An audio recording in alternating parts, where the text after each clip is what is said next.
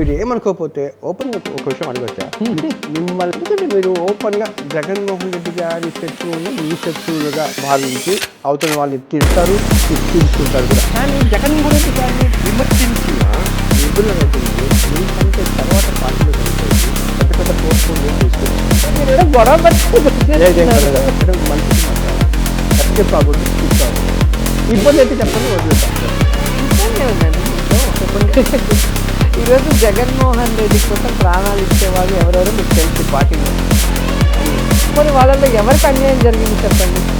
అందరినీ కూడా జగన్మోహన్ రెడ్డి చాలా అందరినీ బాగా చూసుకుంటున్నారు, అందరికీ పదవులు ఇచ్చారు.